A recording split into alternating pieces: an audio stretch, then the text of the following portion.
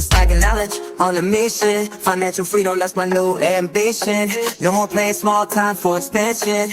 Learning about money, making wise decisions. I'm getting smarter, I'm getting smarter. Empowering my mind, putting dollars in my wallet. I'm stacking knowledge, I'm stacking knowledge. No more living paycheck to paycheck, I'm rising to the top. नमस्कार दोस्तों, आपका हमारे YouTube channel पर स्वागत है। मेरा नाम इंद्र सिंह है और आज हम यहाँ पर आपके लिए टेक्निकल एनालिसिस के साथ उपस्थित हैं। तो दोस्तों, मैं बस इतना ही कहना चाहता हूँ कि हम लगातार मार्केट एनालिसिस के बाद हमारी एनालिसिस आपके साथ अपडेट्स करते हैं। और जैसा आप जानते हैं कि मार्केट और में काफ़ी बिजी शेड्यूल होने के कारण थोड़ा हम ब्रेक लेते हैं और मार्केट और खत्म होने के बाद जो हमारी नेक्स्ट दिन के लिए एनालिसिस होती है, नेक्स्ट ट्रेडिंग सेशन के लिए, वो हम आपके साथ अपडेट करते हैं कि मार्केट में जो टेक्निकल एनालिसिस के बेस पे टेक्निकल चार्ट्स पर जो पैटर्न्स बने और जो भी हमारे सामने एनालिसिस टेक्निकल एनालिसिस के बेसिस पे जो करंट मूव है, उसके बाद जो आने वाला मूव है वो क्या हो सकता है, उसी को हम आपके साथ यहाँ पे शेयर करते हैं। तो अगर आपको हमारा कंटेंट पसंद आ रहा हो तो कृपया लाइक करें, शेयर करें, हमारे चैनल को सब्सक्राइब करना ना भूलें। क्योंकि जब भी हम इस चीज़ को रिकॉर्ड करते हैं और तुरंत ही इसको अपडेट कर देते थे, अपलोड कर देते हैं यूट्यूब पे, तो ये नोटिफिकेशन आपके पास आएंगे। तो वहाँ पर आप इससे सीख सकते हैं, ठीक है, अपने लेसिस में ऐड कर सकते हैं। तो चलिए दोस्तों, शुरुआत करते हैं आज निफ्टी से। जैसा दोस्तों हमने आपके साथ डिस्कस किया था पिछले दिनों कि निफ्टी में जो नीचे का सपोर्ट है, वो हमारे सामने डिस्कस किया था कि नीचे का जो सपोर्ट है वो 23,370 है। और प्राइस अगर यहाँ पर नीचे की तरफ ब्रेक करके सस्टेन नहीं करेगा तो आने वाले दिनों में ऊपर की तरफ अप मूव आ सकता है। तो दोस्तों, हमने मॉर्निंग में यही देखा कि यहाँ पर जो नीचे के लोअर लेवल्स थे वो ब्रेक नहीं हुए। और आप ये देखेंगे कि आज जो फर्स्ट कैंडल हमारे सामने बनी थी, तो ये जो शॉर्ट टर्म करेक्शन था वो पूरा हुआ। और उसके बाद हमारे सामने इस वॉल्यूम के साथ जब कैंडल्स ने यहाँ पर अपमूव दिखाया, तो फिर हमारे सामने कि यहाँ पे इंट्राडे ट्रेड जनरेट हुआ, जिसके बेसिस पे दोस्तों हमने सर आपके साथ ये डिस्कस किया था, दो ऊपर के लेवल होंगे 23,650, और 23,650 के ऊपर अगर प्राइस सस्टेन होगा तो आने वाले दिनों में ऊपर के जो बड़ा मूव है वो 23,816 तक हो सकता है।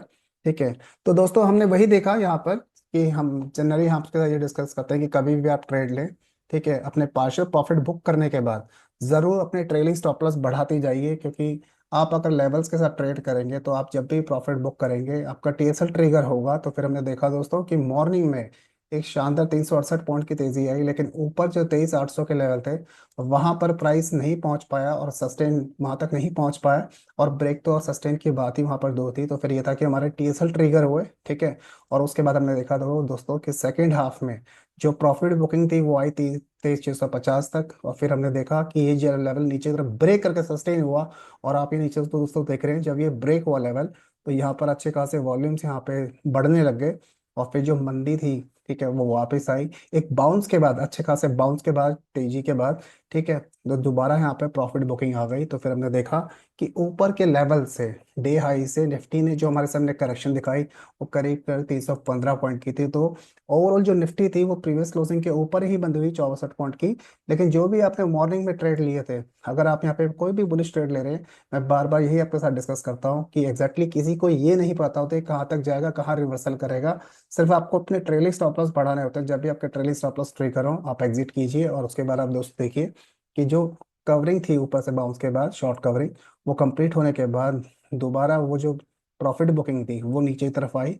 और 23,614 के नीचे जैसे ही प्राइस सस्टेन हुए तो नीचे की तरफ काफी तेजी से मूवमेंट आई। तो ये इंट्रा ट्रेड जो सुबह मॉर्निंग में बाय का बना था, सेकंड हाफ में हमारे सामने वो सेलिंग का बना, ठीक है। तो मॉर्निंग में टीएसएल ट्रिगर होने के बाद जब ट्रेंड रिवर्स हुआ तो आपको सेलिंग का मौका मिला। तो दोस्तों अभी हमारा व्यू यही है आने वाले दिनों में कि अगर ये प्राइस नीचे की तरफ ब्रेक करके सस्टेन करता है 23,370 को, तो फिर आने दिनों में नीचे की जो मंदी के लेवल है वो आ सकते हैं। तो उसके अकॉर्डिंग 23,370 के नीचे जो नेक्स्ट टारगेट हो सकता है वो 23,300, 23,200 और 23,100 तक हो सकता है, ठीक है। लेकिन दोस्तों अभी हमारा जो अभी मेजर मूवमेंट है वो हमारा इलेक्शन है, कल पोलिंग होगी, ठीक है। और उसके बाद इलेक्शन के एग्जिट पोल आने लग जाएंगे तो सेंटिमेंट चेंज होता है। मैं टेक्निकल्स पे ही बोलूंगा कि सेंटिमेंट चेंज हो सकता है मार्केट में, लेकिन टेक्निकल के बेसिस पे हम लेवल्स पे ही काम करेंगे। तो दोस्तों अल्टरनेट सिनारियो अभी हमारे पास ये है कि अगर प्राइस यहाँ पर इस प्रॉफिट बुकिंग के बाद, ठीक है, 23,370 को ब्रेक करके सस्टेन नहीं करते हैं और इन लेवल्स के ऊपर का प्राइस सस्टेन होता है, तो फिर अगेन हम यहाँ पे उम्मीद कर सकते हैं कि ऊपर की जो तेजी है वो 23,650 तक हो सकती है। और अगर 23,650 के ऊपर प्राइस सस्टेन करके ब्रेक करेंगे तो फिर जो आने वाला नेक्स्ट टारगेट है वो 23,700 23,800 तक हो सकता है।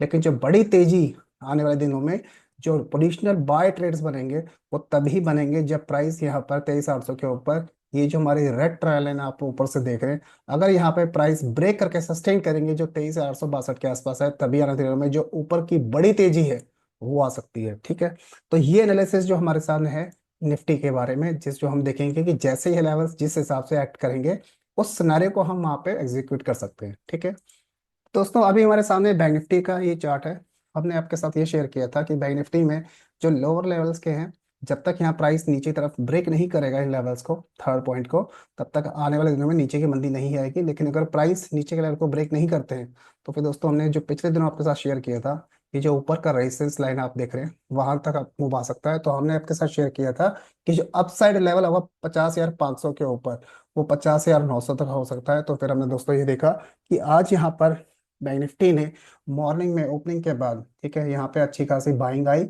और आप ये देख रहे हैं फर्स्ट कैंडल में आपके सामने अच्छे वॉल्यूम्स के साथ, ठीक है, मैं हमेशा ये बोलता हूँ प्राइस एक्शन वॉल्यूम के साथ ज्यादा इंपॉर्टेंट हो जाता है। तो फिर हमने देखा कि अच्छे खासे वॉल्यूम्स यहाँ जनरेट हुए। उसके बाद ये जो मूव मूव था निफ्टी और बैंक निफ्टी में, अप मूव कंटिन्यू हुआ।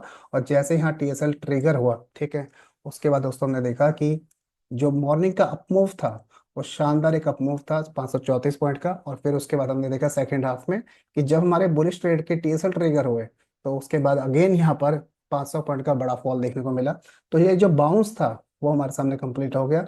तो लेकिन अभी हम यहाँ डिस्कस करेंगे कि आने वाले दिनों में क्या मूव हो सकता है। तो दोस्तों आने वाले दिनों में यही मूव है कि अगर प्राइस यहाँ पर 50,900, जो आप पर ये बॉक्स की लाइन देख रहे हैं, ये करीब करीब 50,900 और 51,000 की है। अगर प्राइस इसके नीचे सस्टेन होते हैं, तो 50,500 के नीचे अगेन ये नीचे की तरफ मैक्सिमम जो है 50,400, 300 और 50,100, और मैक्सिमम जो 50,000 तक जा सकते हैं। लेकिन जो बड़ा फॉल होगा वो तभी आने वाले दिनों में आएगा जब यहाँ पर बैंक निफ्टी 49,870 के लेवल को ब्रेक करके सस्टेन करेगी।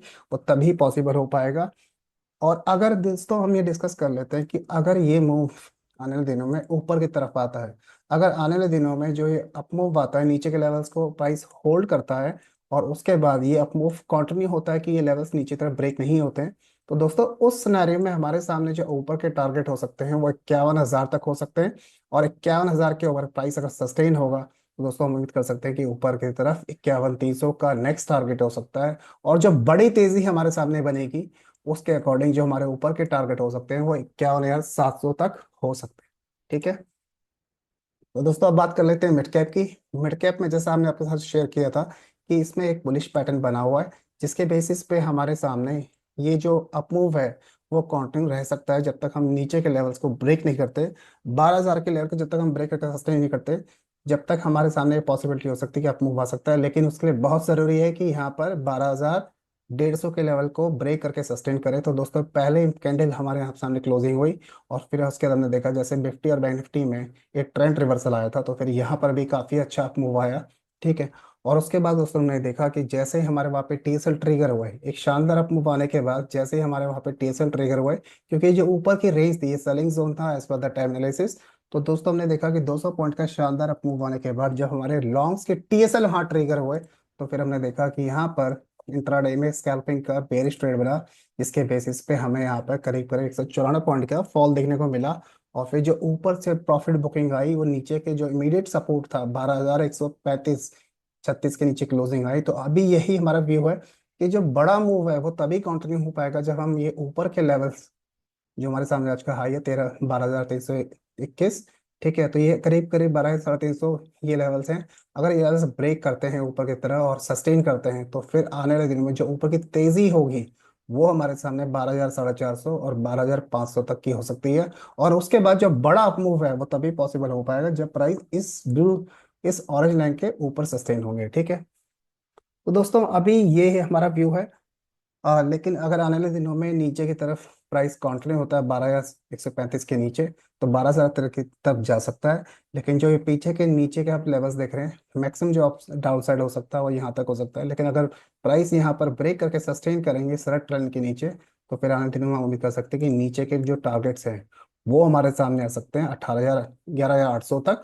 लेकिन दोस्तों ये बुलिश वॉल पैटर्न है, तो जनरली हम यहाँ पे ये उम्मीद करते हैं कि प्राइस जब भी ऊपर से रिट्रेस करके नीचे की तरफ जाए और क्लोजिंग वापस ऊपर दें, तो फिर दोस्तों हम उम्मीद करते हैं कि जो अपमूव होगा वो कंटिन्यू हो सकता है। तो उस अकॉर्डिंग हमारे पास अगर ये ट्रेडिशन, ये जो हमारे सामने ट्रेंड है वो बनता है, ये प्रोबेबिलिटी हमारे सामने हिट होती है, तो फिर 12,150 और इसके बाद 12,500 एंड सो ऑन।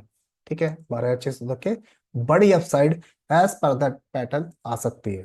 तो दोस्तों ये प्रोबेबिलिटीज हैं, जैसा हमारे सामने फॉर्मेशन बनेगी वो हम करेंगे, क्योंकि मार्केट आवर में क्या फॉर्मेशन बनने वाली, क्या प्रोबेबिलिटी हिट होने वाली है, ये चॉइस हमारे पास ओपन होनी चाहिए। ये श्योर कोई भी नहीं कह सकता है कि यही होगा। जो लोग ये कह रहे थे कि मार्केट ट्रेंडिंग है, आज मार्केट में फर्स्ट हाफ में वो बुलिश हो गए मूव आने के बाद, और जब वो बुलिश हो गए तो मार्केट में करेक्शन के बाद जब फॉल आ गया, तो फॉल आने के बाद ये न्यूज आई कि हमारे सामने रशिया यूक्रेन की जो वॉर टेंशन है वो बढ़ी। तो दोस्तों अगर आप प्राइस एक्शन फॉलो करेंगे तो आप इन चीज़ों को मटेरियलाइज कर सकते हैं, ट्रेडिंग में प्रॉफिट कमा सकते हैं। लेकिन अगर आप न्यूज़ फ्लो इन चीज़ों को फॉलो करते हैं तो वो बहुत लेट होती हैं, जब तक वो आपके पास आती है उनका इम्पैक्ट खत्म हो चुका होता है। ठीक है दोस्तों, तो एक अपडेट आपके साथ शेयर करना चाहता हूँ कि कल हमारी जो हमने एक मीटिंग रखी हुई है, तो जो लोग भी इंटरेस्टेड है वो हमें डीएम कर सकते हैं। तो हमने एक सुबह कल 11 बजे, ठीक है, हमने जो पिछले दिन एक वेबिनार कंडक्ट किया था जूम के ऊपर, उसी को हम कंटिन्यू करेंगे, जिसमें हम डिस्कस करेंगे कि गिरते बाजार में कैसे टिके और जो हमारी नेक्स्ट स्ट्रेटजी है वो क्या होनी चाहिए। क्योंकि दोस्तों पिछले दिनों जैसा मैंने आपके साथ शेयर किया था कि हमारे पास 21 सितंबर को मैंने आपके साथ शेयर किया था, 19 सितंबर को, कि नेक्स्ट इंपॉर्टेंट डेट जो है वो 21 सितंबर है। दोस्तों आप यहाँ पे देख रहे हैं 21 सितंबर के बाद जो अपमूव था वो कंटिन्यू नहीं हो पाया। और जैसे हमने देखा 31 सितंबर, क्योंकि 21 सितंबर हॉलीडे था, 20 सितंबर को क्लोजिंग नीचे आई, तो फिर जो करेक्शन था वो कंटिन्यू हुआ। और फिर आने वाले दिनों में दोस्तों हमने देखा कि जैसे ही वो 27 अक्टूबर जो नेक्स्ट डेट थी वो, ठीक है, तो वो जो फॉल था वो और इंटेंस हो गया। तो दोस्तों जो नेक्स्ट डेट है इस एनालिसिस के बेसिस पे, वो दोस्तों हमारे सामने अभी है 20 नवंबर। ठीक है, तो 20 नवंबर आप देख रहे हैं हमारे सामने, ये बहुत इंपॉर्टेंट डेट है, क्योंकि जो प्रीवियस डेट थी 27 अक्टूबर के बाद वो 20 नवंबर है। ये सिर्फ एक कॉन्सिडेंस है कि हमारे सामने स्टेट इलेक्शंस की पोलिंग हो रही है और उसके रिजल्ट आएंगे, लेकिन ये डेट हमारे लिए एक ट्रेंड रिवर्सल या फिर ट्रेंड कंटिन्यूशन के बिहाफ में हो सकती है। तो इसके बारे में हम ये डिस्कस करेंगे कि जो हमारी स्ट्रेटजीज होनी चाहिए आने दिनों में वो क्या हो सकती है, कैसे हमें इसे करना चाहिए। अभी जो हमारे सामने वेरियस इंडाइसेस है, broad indexes, small cap, mid cap और काफी चीजें हम कल कवर करेंगे। तो जो लोग भी इंटरेस्टेड है वो हमें डीएम करें, ठीक है, हम वहां पर इसका जवाब जरूर देंगे और आपको वहाँ लिंक शेयर करेंगे, और उस रजिस्ट्रेशन के बाद आप हमारे वेबिनार को ज्वाइन कर सकते हैं। ठीक है दोस्तों, तो आज के लिए इतना ही, आज के लिए स्ट्रीम यही समाप्त होती है। हमें उम्मीद है कि आपको हमारी मार्केट एनालिसिस पसंद आई होगी और आपने कुछ नया सीखा होगा।